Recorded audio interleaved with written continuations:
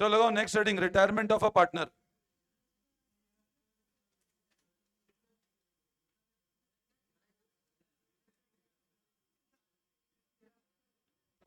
Heading लगाओ retirement of partner, बातें नहीं, retirement of partner.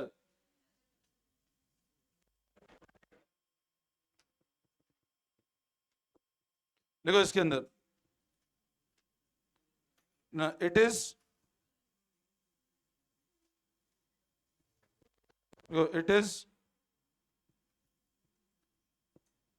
One of the mode of, again वही बात है,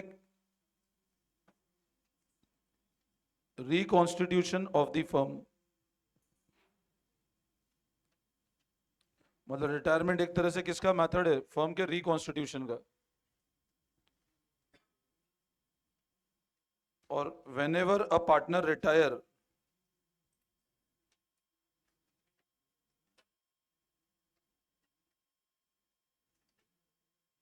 from the firm, whenever a partner retire from the firm, following adjustment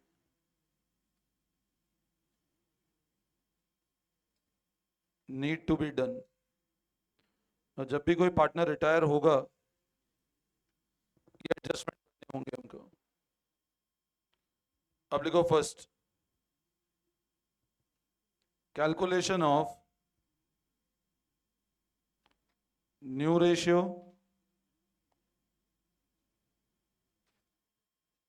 gaining and sacrificing ratio. मतलब retirement के अंदर भी वापस सेम एडजस्टमेंट जो अपन एडमिशन में पढ़े थे, नया रेशियो निकालना, गेनिंग रेशियो और sacrificing ratio.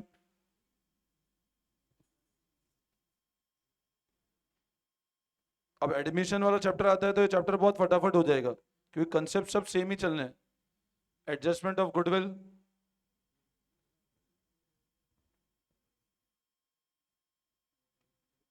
Adjustment of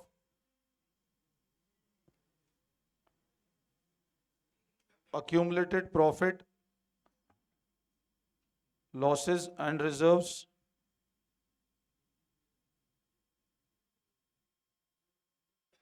revaluation of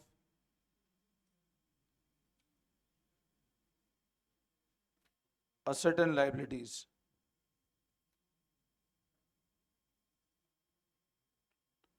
और लास्ट एडजस्टमेंट ऑफ कैपिटल। तो जब भी किसी पार्टनर का रिटायरमेंट है, then always you need to do the following adjustment. अब ये एडजस्टमेंट हमको हमेशा करना है जब भी कोई पार्टनर का रिटायरमेंट होगा। नया रेशियो निकालना है, गेनिंग सेक्रीफाइसिंग रेशियो, गुडविल का एडजस्टमेंट करना है, अक्यूमुलेटेड प्रॉफिट लॉसेस रिजर्व का एडजस्टमेंट करना है, असेट लायबिलिटी को रीवैल्यू करना है, और कैपिटल का एडजस्टमेंट करना है।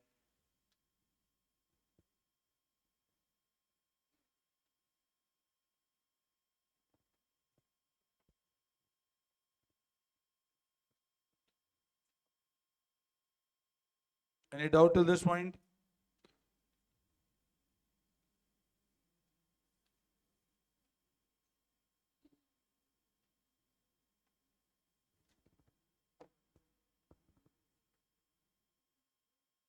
So whenever there is a retirement of partner, these adjustments are always to be done।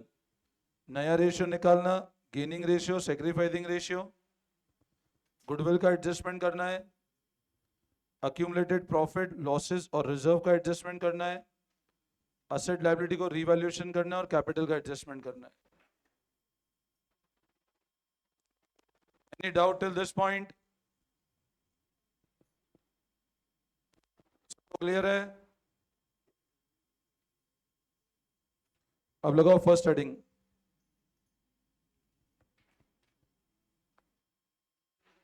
लिखो आप, new ratio,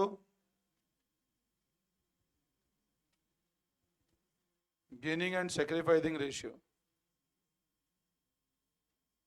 New ratio, gaining and sacrificing.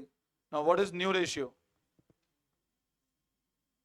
What is meaning of word new ratio?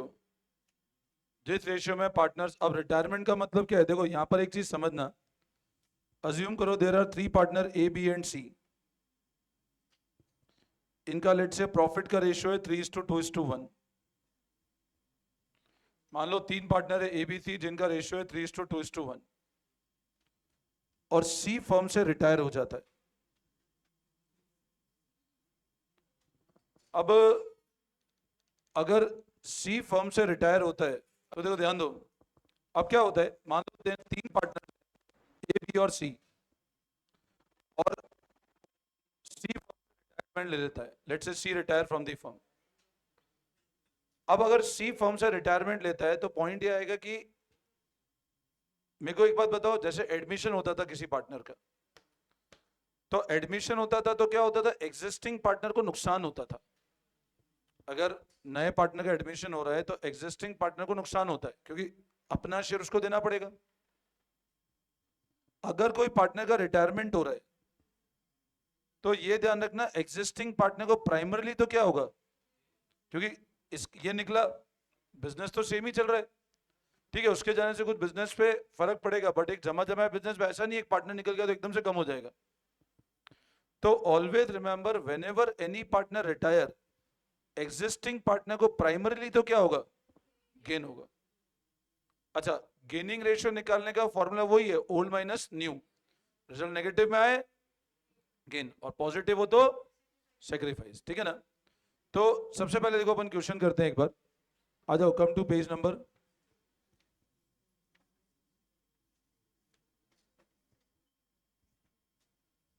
Come to page number 5.71।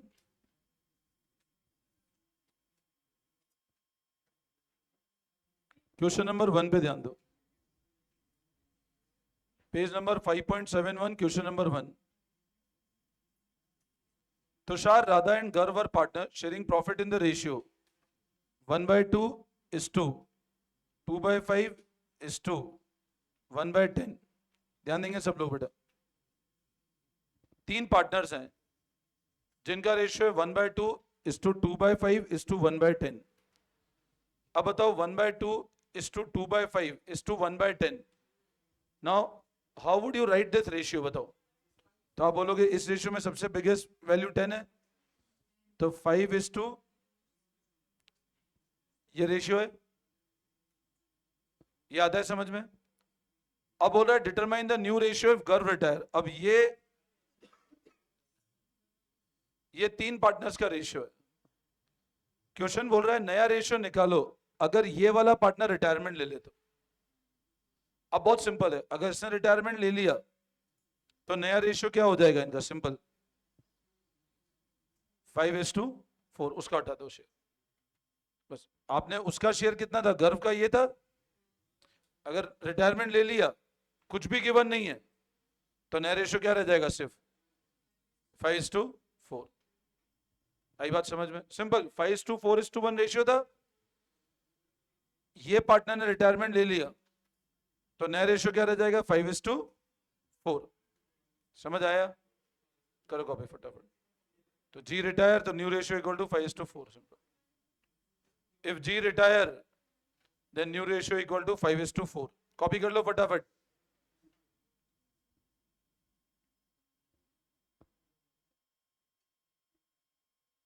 कुछ भी given नहीं हो तो new is same, जो पुराना वालों का बचा हुआ है वो न्यू हो जाएगा। Now come to question number 2, part number A. Paras, Mohan and Hari are partners sharing profit in the ratio 5/4। Ratio है 5:5:4। मोहन रिटायर, अब एम ने रिटायरमेंट लिया,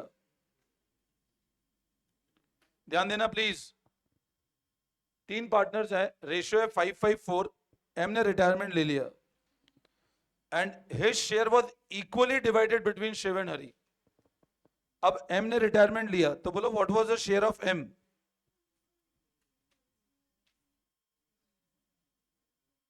एम का शेयर कितना था, अब मतलब सेकंड वाले पार्टनर रिटायरमेंट ले लिया तो ये बोल रहा है इसका जो शेयर है वो बाकी दोनों पार्टनर ने इक्वली ले लिया है, उनका शेयर बढ़ेगा ना। अगर ये पार्टनर ने रिटायरमेंट लिया तो इसका शेयर बाकी दोनों पार्टनर ने इक्वली ले लिया है, तो मतलब बताओ फर्स्ट पार्टनर को कितना मिलेगा? आप बोलोगे सर 5/14 पुराना शेयर था प्लस 5/14 का 1/2। समझे बात को? भाई पुराना शेयर 5/14 था, और इसी तरह मेरे को बताओ हरिया कितना हो जाएगा?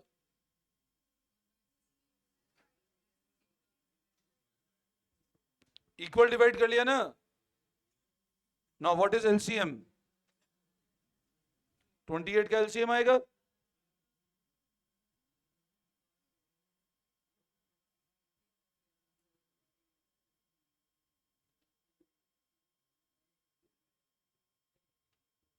करो कॉपी करो फटाफट, करो कॉपी करो। तो नया रेशियो कितना आया? 15:13। कॉपी कर लो फटाफट।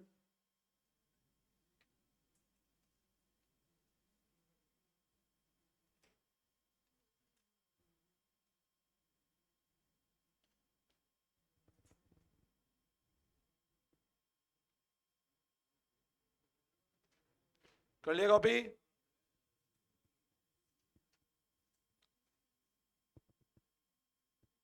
तो न्यू रेशियो इज 15:13। अच्छा ऐसे इसका बी पार्ट देखो। P Q and R partner 541, P retire.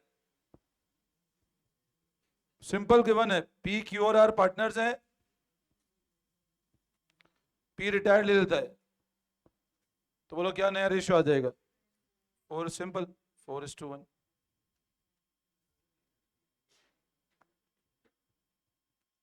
इसमें कोई डाउट, कोई कंफ्यूजन?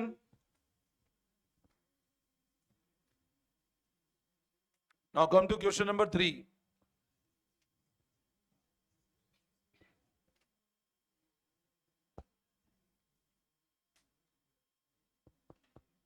ये क्लियर है बिल्कुल? क्वेश्चन 3 पे ध्यान दो।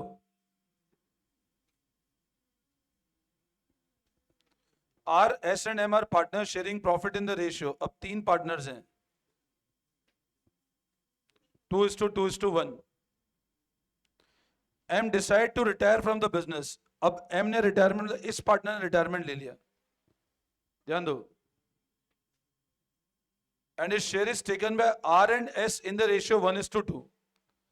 अब इसने रिटायरमेंट लिया, ध्यान देना एक बार इधर, और इसका शेयर ये दोनों पार्टनर ले गए किस रेशियो में? समझे बात को? एम रिटायरमेंट लेता है और इसका शेयर दोनों पार्टनर ने किस रेशियो में लिया है? तो एम का शेयर कितना था?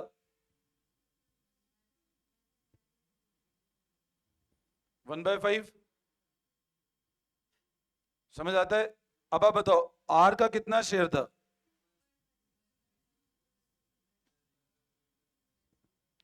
1/5 को 1:2 में लिया ना, और इसी तरह एस का कितना होगा?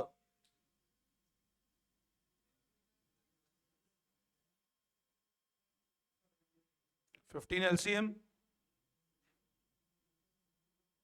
7/15,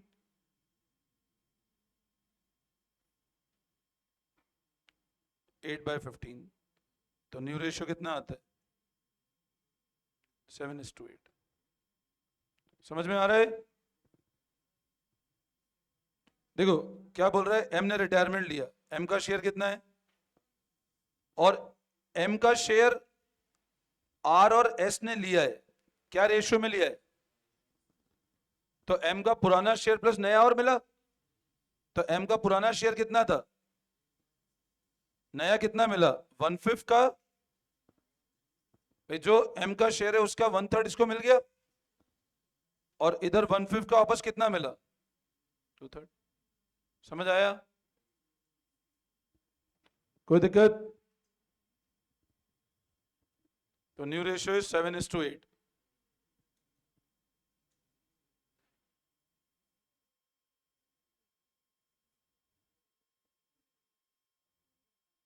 कॉपी कर लिया?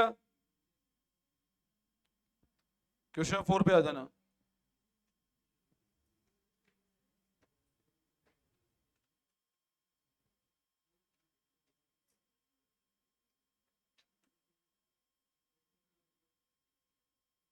कर लिया कॉपी?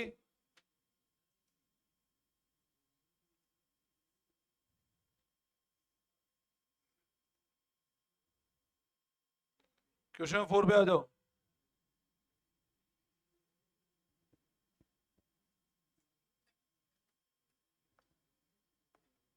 पढ़ो क्वेश्चन 4। XYZ आर पार्टनर्स 1/2, तो क्या नया रेशियो आता है? अब गेनिंग रेशियो निकालो। तो गेनिंग रेशियो क्या होता है, हमेशा ध्यान रखना। गेनिंग रेशियो क्या होगा? अब क्या बोल रहा है आगे? वाई रिटायर हो जाता है। अब पता है, सब लोग सुनना, अगर वाई रिटायरमेंट ले लेता है तो न्यू रेशियो कितना आएगा? 5:2। न्यू रेशियो कितना आएगा? 5:2। अब आप एक केस समझो, नया रेशियो 5:2 आया। आपको ऐसे केस में गेनिंग रेशियो निकालने की जरूरत ही नहीं है, अगर कुछ भी गिवन नहीं होता। आपका गेनिंग रेशियो वापस कितना रहेगा? सेम। आप निकालोगे तो भी सेम ही आएगा। इफ यू, अगर क्वेश्चन बोले आपको कैलकुलेट भी करना हो तो मैं बता देता हूँ कैलकुलेट करके। न्यू रेशियो तो आ गया। अब गेनिंग का फॉर्मूला क्या होता है? तो एक्स का ओल्ड रेशियो क्या था? 5/10। न्यू रेशियो कितना है?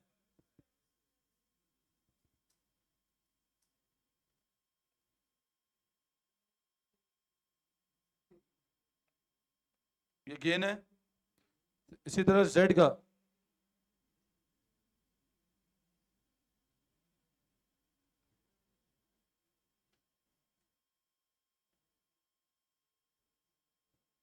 ये भी गेन है, दोनों नेगेटिव में आ रहे हैं इसलिए। -15/70 -6/70। तो एक तरह से गेनिंग रेशियो क्या आया? सो सिंप्लीफाई करो। 5:2 आ रहा है। गेनिंग रेशियो आ रहा है 15:6 ही तो आ रहा है गेनिंग रेशियो। सिंप्लीफाई करो, 3 से सिंप्लीफाई हो जाएगा, सेम आएगा। तो ऐसे केस में नहीं निकालोगे तो भी चलेगा। 5:2।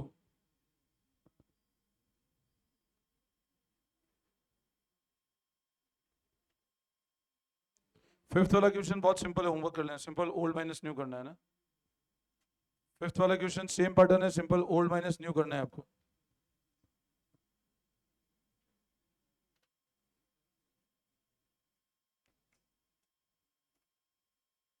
सिक्स के ए पार्ट में भी डायरेक्ट इंफॉर्मेशन गिवन है। 6 क्वेश्चन के ए पार्ट में भी डायरेक्ट इंफॉर्मेशन गिवन है ओल्ड और न्यू की, वो भी होमवर्क हो जाएगा आराम से।